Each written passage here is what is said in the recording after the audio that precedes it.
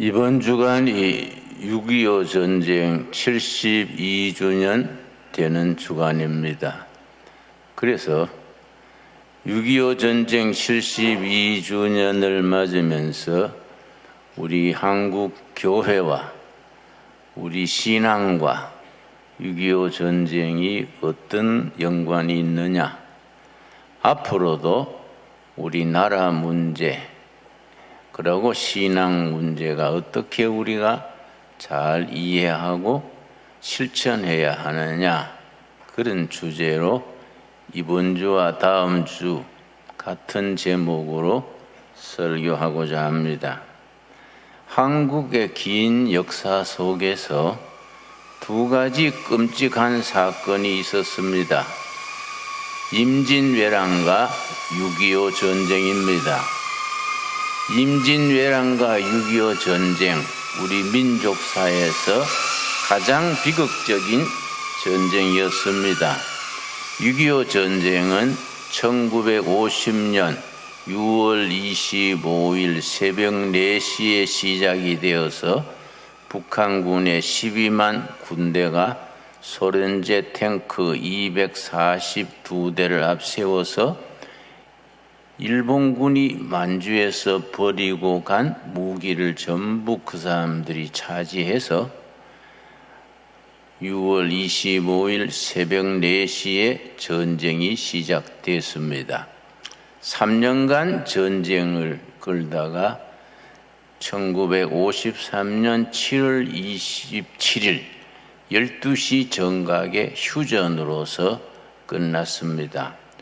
우리 한국 전쟁은 아직도 휴전 상태에 있다는 것을 우리가 늘 명심해야 합니다. 6.25 전쟁은 질 수밖에 없는 전쟁이었습니다. 남한은 전쟁 준비가 전혀 안 돼 있는 데다가 6.25 전쟁 나기 1년 전에 미군이 철수해 버렸습니다. 북한은 해방되던 1945년에 소련군이 진주해서 2달 뒤부터 군대를 양성하고 각 시도의 인민위원회를 조직을 하고 군대를 양성을 했습니다. 그런데 우리는 전혀 준비가 되어 있지 않았습니다. 그리고 장개석 군대와 모택동 군대가 서로 중국 패권을 두고 다툴 때에 우리 모택동 군대에 속했던 우리 조선인 출신 군대가 5만 명이었습니다. 그 사람들을 팔로군이라 그럽니다. 팔로군 출신 조선인 5만 명이 북한군에 편입이 돼서 그 사람들은 전쟁에 이력이 난 아주 고참 군인들이었습니다. 그 사람들이 앞장서고 12만 군대가 소련 탱크를 앞세우고 진격을 하니까 우리는 질 수밖에 없는 전쟁이었습니다. 그런데 하나님의 도우심으로, 이거는 하나님의 섭리, 도우심이 아니면은 이길 수 없는 전쟁이었습니다. 그런데 6.25 전쟁 3년간의 역사를 가만히 공부해 보면은 6.25 전쟁에 나라를 지킬 수 있었던 기적이 5가지가 있습니다. 그래서 6.25 전쟁에 승리하게 된 5가지 이유, 이건 역사학자들이 두고두고 공부하는 중요한 주제가 됩니다. 6.25 전쟁을 이해하려면 먼저 이승만부터 우리가 알아야 합니다. 이승만 대통령을 삼신이라고 합니다. 삼신. 외교에는 귀신, 인사에는 병신, 내치에는 등신, 그래서 삼신이라고 얘기합니다. 그런데 이승만 대통령, 전 대통령을, 우리 건국 대통령을 너무 우리가 과소평가하고 그 언론의 약점만 너무 얘기합니다. 그러나 바르게 평가해야 됩니다. 나는 생각하기를 우리 한국 건국사 6.25 전쟁 쭉 자유당 기간을 공부해 볼 때에 이승만 대통령은 공이 7, 과가 3, 7대 3으로 생각합니다. 이승만 대통령은 이 나라를 자유민주주의 국가로 세워야 한다. 두 번째, 이 나라를 기독교 국가로 세워야 한다. 두 가지 목표를 분명히 가졌었습니다.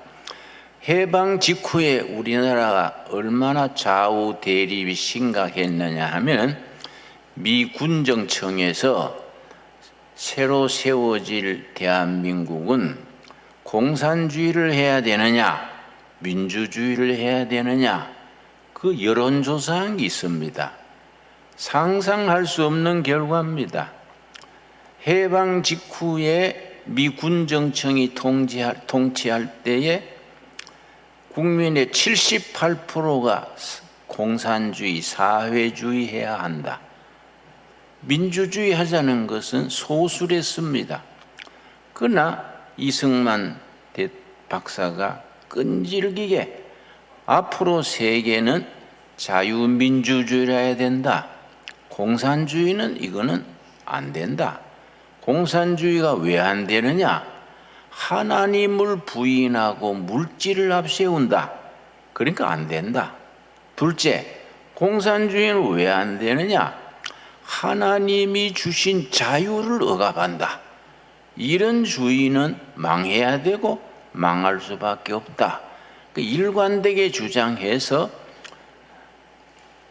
이 초대 대통령이 될 수 있었습니다. 그런데 건국 후에 대한민국 정부가 1948년 8월 15일 건국되기 전에 국민 여론은 아까 말씀드린 대로 78%가 공산주의, 사회주의 해야 한다.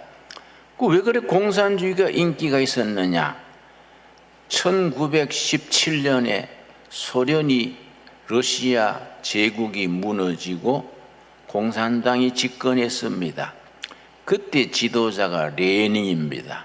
이 사람이 아주 탁월한 사람이어서 뭔 얘기했느냐 하면은 공산당 정권을 잡은 후에 세계 모든 약소 국가들을 해방시키겠다. 이렇게 선포하니까 일본에서 식민지 지배받던 대한민국의 지식인들, 이 사람들이 열광적으로 공산주의를 선호했습니다. 소련이 스탈린이 등장한 뒤에 얼마나 작전을 잘 세웠냐 하면은 상해에 있는 임시정부에 금을 새 수레, 마차에 금을 잔뜩 실었는 새 수레를 상해 임시정부에 보냈습니다. 그리고 그걸 막 선전했습니다. 그러니까 한국의 지식인들이나 한국의 식자들이 야, 앞으로는 소련의 힘을 받아가지고 대한민국이 일본을 물리치고 독립해야겠구나. 공산주의가 인기 있는 데다가 그때는 호남이나 경상도나 소작인들이 80% 소작인들한테 공산주의가 무슨 선전을 했느냐 하면은 공산주의가 집권하면은 소작인에게 전부 땅을 준다. 지주를 숙청하고 소작인들의 땅을 준다. 이러니까 소작인들이 국민의 80%인데 그 사람들이 공산주의를 좋아할 수밖에 없지요. 그래서 해방 직후 그 혼란기에 공산주의를 해야 한다. 78%를 했습니다. 근데 조선 공산당, 그걸 조선 노동당이라 그럽니다. 아주 뛰어난 지도자가 있었습니다. 박헌영이란 분입니다. 충청남도 예산 출신인데 이 사람이 아주 비상한 사람이에요. 선동력이나 조직력이나 실천력이 뛰어난 사람이 됐는데 그 사람이 청년 시절에 저 서울의 성동교회를 다녔습니다. 그런데 교회에서 잘 지도를 받지 못하고 20살 때 중국 가가지고 공산당 사상에 접한 뒤에 그 다음에는 공산주의가 돼가지고 반기독교 운동에 앞장섰습니다. 이 박헌영이라는 사람이 아주 우리 대한민국 역사에 중요한 사람입니다. 국민의 78%가 공산주의 지지하는 데다가 박헌영이 지도력이 있으니까 심지어 한창 때는 남한 사람의 공산당 당원이 거의 100만에 가까웠습니다. 그냥 가면은 박헌영이 대통령이 되는 겁니다. 그런데 그 참 하나님이 도우셨습니다. 박헌영과 조선공산당이 결정적인 실수를 했습니다. 해방되던 해에 당원이 100만에 가까우니까 그 조직을 운영하는데 돈이 있어야지요. 민족주의자들은 김구 밑에 줄 서고 북한은 김일성이 차지하고 남조선 공산당은 돈이 없는 거예요. 조직은 100만이 가까운데 돈이 없으니까 아주 못된 꾀를 썼습니다. 위조 지폐를 만들었습니다. 조선 정판사라고 일제시대에 돈을 찍어내던 공장이 뚝섬에 있었습니다. 근데 그 일제시대에 돈 찍던 그 팔이, 활자판이 그대로 거기 있는 거, 지하실에 있는 거예요. 그걸 알고는 조선공산당이 그걸 사들였습니다. 그래가지고 낮에는 공산당 인민일보 신문을 찍어내고 직원들이 퇴근하고 나면 5시간 넘으면은 공산당 핵심 당원 12명이 밤새 위조 지폐를 찍어서 새벽이 되면은 추럭에 한 차 돈 싣고 나가가지고 전국 공산당 조직에다가 그 돈을 배정했습니다. 그 경제가 혼란해지면은 공산당 집권에 유리하고 당비를 확보하고 그런 생각을 가지고 돈을 뿌렸는데 너무 많이 찍었어요. 위조 지폐가 막 전국에 뿌려지고 하니까 미 군정청에서 경찰을 시켜서 이상하다. 이 위조 지폐가 왜 이래 많아지냐? 이 조사를 해봐라. 각 은행에서 위조 지폐를 분별하는 기계를 놓고 그 조사를 해서 나온 것이 이거 뚝섬에 있는 조선 정판사라 그럽니다. 거기에서 위조 수상하다. 새벽마다 추럭이 한 대 떠나는데 뭔 추럭인지 모르겠다. 밤새 불 써놓고 일하는 게 이상하다. 그래서 경찰이 습격을 해가지고 돈 찍는 현장에서 12명을 체포했습니다. 조사를 해보니까 전부 공산당 당원이요. 그 조사를 했더니 그 책임자가 박헌영이에요. 그래서 공산당이 전부 그걸 신문에 보도하니까 국민들이 야, 이 공산당 이상하지 않냐? 이 좋은 정당인 줄 알았더니 위조 지폐를 찍어가지고 경제를 혼란시켜 민심을 많이 잃었습니다. 그러고 박헌영이 체포령이 내렸습니다. 박헌영이 숨어 있다가 도저히 못 견디겠으니까 북한으로 탈출하는데 경찰관 6,000명이 서울에 깔려서 박헌영을 체포령을 내렸습니다. 미 군정하에서. 경찰 6,000명이 박헌영 찾으니까 도망가기 어렵지요? 어떻게 했냐면은 죽은 사람 행여를 꾸며가지고 관 속에 박헌영이 들어간 거예요. 시체를 위장해가지고 그래서 장사 행렬처럼 해서 이 포천으로 해가지고 휴전 38선 넘어가가지고 북한으로 도망쳤습니다. 그래가지고는 북한 정권의 김일성이 주석, 박헌영은 부주석, 외무부 장관 그렇게 하면서 해남에서 남조선 공산당을 지도한 겁니다. 자, 그랬는데 이 인심을 잃은 데다가 1948년 5월 10일 유엔에서 대한민국 남북한에 동시 선거를 해가지고 정권을 잡게 한다. 이 유엔의 주장 정책이랬습니다.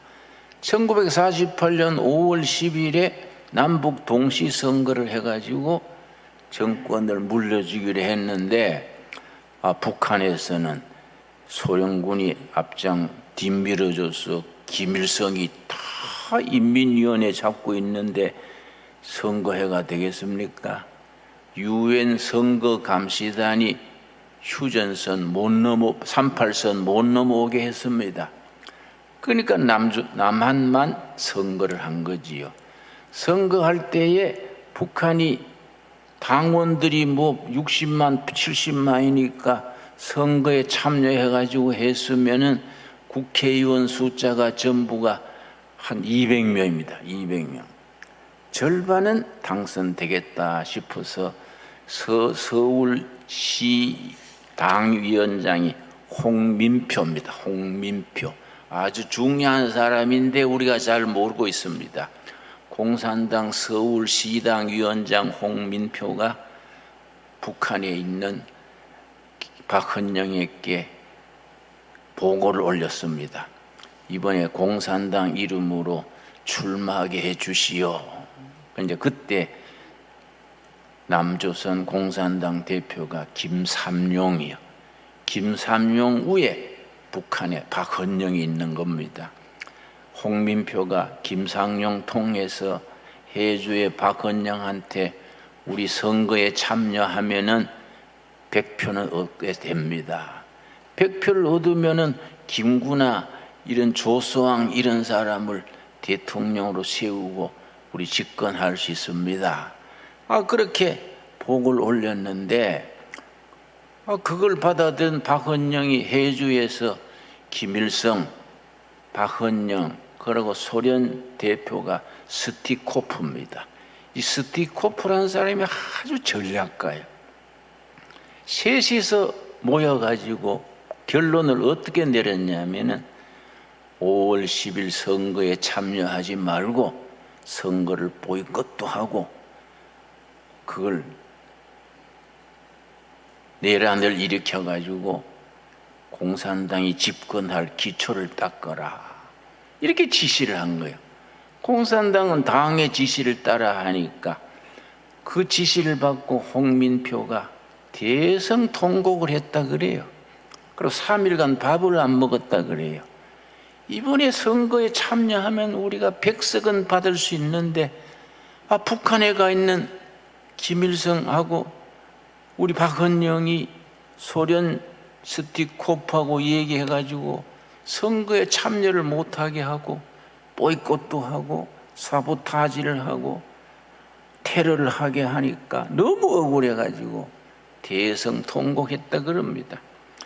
그래서 생긴 것이 4.3 사건입니다. 제주도 4.3 사건. 제주도 4.3 사건이 그건 이제 제주도 선거를 보이콧도 하는 5월 10일이 선거니까 4월 3일 날 그게 이제 제주 사건이 일어난 거지요. 지난번에 김대중 전 대통령이 제주 4.3 사건에 대해서 정확한 얘기를 했습니다. 그건 김대중 전 대통령 말이 100% 맞는 말이지요. 김대중 대통령이 대통령 된 뒤에 미국의 AP통신 기자가 김대중 대통령에게 물었습니다. 제주 4.3 사건을 폭동이다 그러고 유엔군이 학살했다고 그러는데 내용이 어떻습니까? 그러니까 김대중 대통령이 정답을 말하기를 처음 시작은 공산당 조직원이 그걸 조작을 해서 5월 10일 선거에 반대 운동으로 시작됐는데 근거하는 과정에서 단속하는 과정에서 무고한 시민을 너무 많이 희생시켰으니까 그건 바로 잡아야 됩니다. 김대중 전 대통령이 그렇게 얘기를 했습니다. 그 외신에도 다 나왔지요. 근데 지금 와서 좌파 세력이 자꾸 그런 역사 문제를 잡고 있으니까 제주 4.3 사건이 이거는 미군이 양민을 학살한 거이고, 이거는 제주 4.3 사건에 대해서 아주 모함을 많이 합니다. 제주 4.3 사건을 진압하려고 파견했는 군대가 여수 14연대 사건입니다. 1948년 9월 8일 날 여수에 있는 14연대를 제주도 사건 진압하라고 보냈는데, 연병장에 다 출발하고 모였는데 그 14연대 안에 있던 공산당 핵심 간부들이 장교들을 그 자리에서 사살을 하고 거기서 반란을 일으켰습니다. 그래서 나는 여순 반란석간이라는 말을 쓰지 못하게 해요. 그때 마침 여수 순천 시민들이 반란한 것처럼 듣기 쉬우니까 여수 14연대 반란사건이라 그래야지 왜 여수 순천 시민들의 오해받게 하냐, 난 그렇게 얘기합니다. 그래서 그 사람들이 여수 14연대 반란사건이 터져가지고 온 나라가 시끄러워지니까 우리 한국군이 가서 진압을 했지요. 그러고서는 48년 12월 1일에 국회에서 국가보안법을 통과시켰습니다.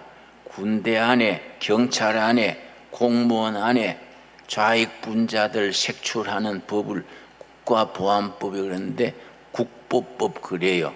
국보법을 해서 공산당을 비합법 정당으로 만들고 군대 안에 있는 군인들 중에 좌익을 색출했는데, 그때 한 15,000명 정도가 사형당하고 제대당하고 그랬습니다. 그때 그 유명한 박정희 소령이 군대 안에 좌익 책임자랬습니다.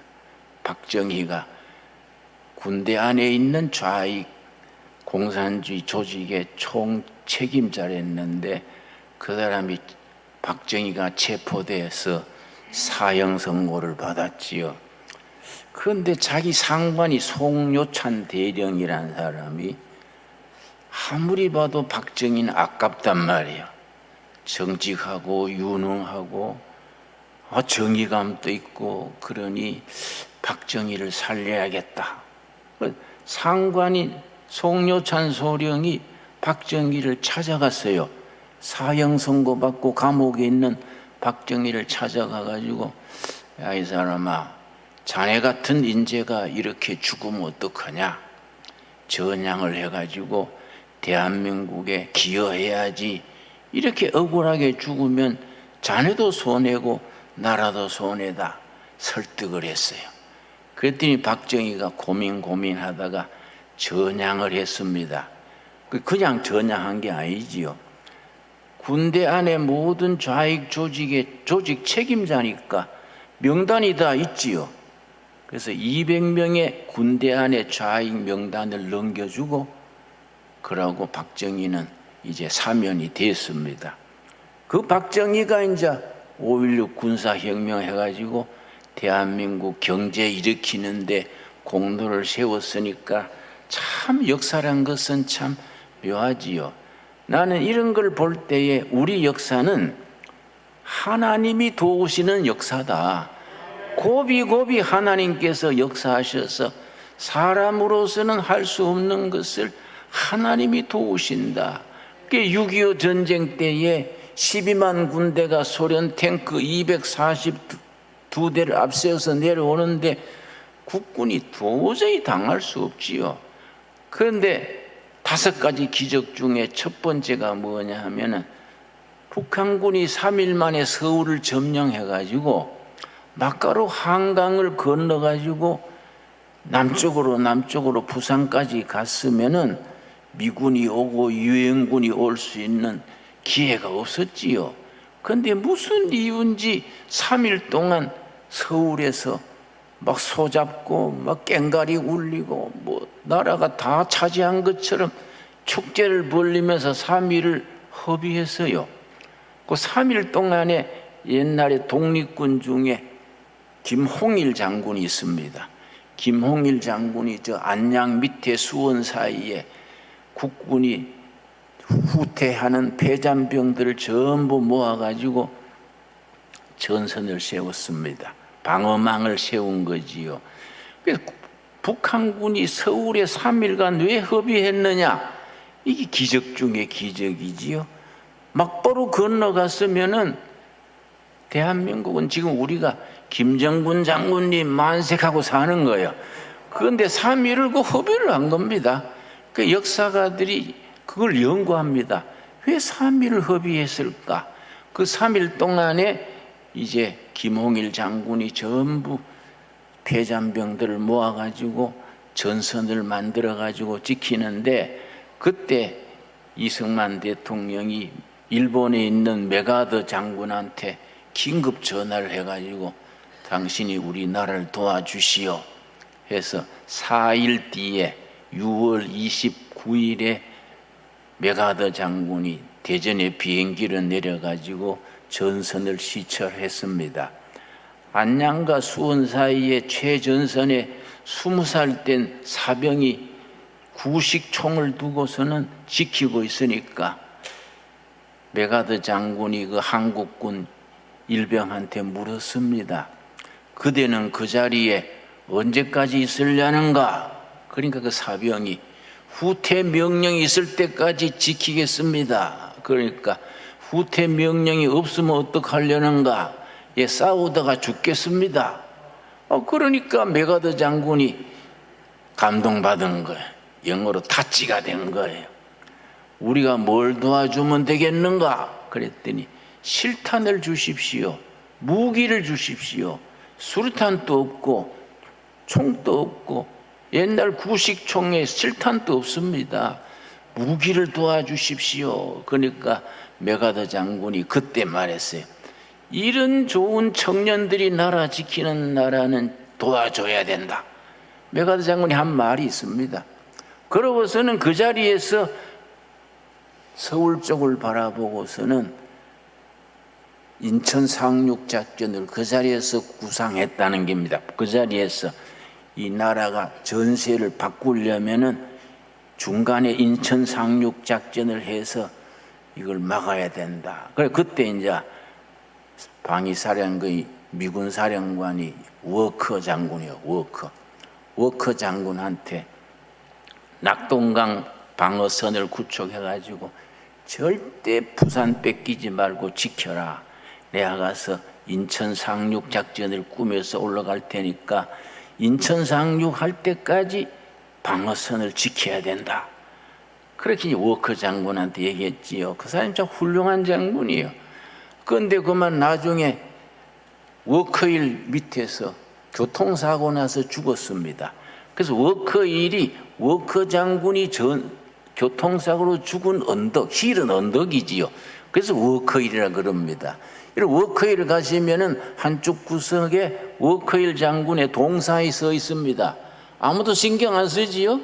워커힐 장군이 한국 지키다가 거기서 교통사고로 죽어서 그래서 워커힐인데, 나도 몇 번 가서 식사도 했지만은 워커힐 장군한테 들어가면서 장군님 고맙습니다. 뭐 자기는 못 알아듣지요. 내가 고맙습니다. 그러고 식사해요. 우리가 이 역사가 참. 그런데 워커 장군이요, 낙동강 전선을 지킨 거예요. 낙동강 전선을 지키는데 영천 전투에서 북한군이 방어선을 뚫었어요. 영천이 뚫리면 막바로 부산까지 길이 열리는데, 그때 대령이 유재흥 대령이라, 유재흥 나중에 장군이 됐지요.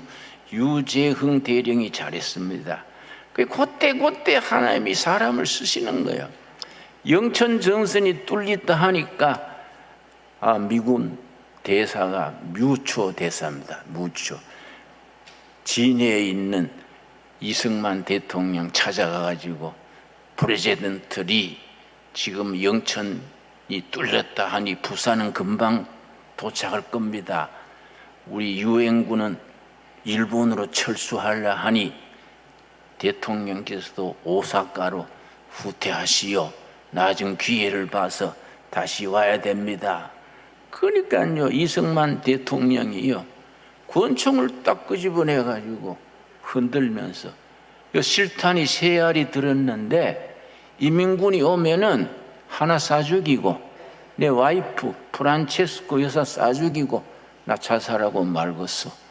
내가 일본으로 떠나면 나라가 어떻게 됩니까? 그러니까 뮤초가 뭐 권총 들고 흔드니까 기가 죽어서 갔지요. 그러니까 이제 아주 위기인데 유재흥 대령이요, 그 영천에서 길이 3가지입니다.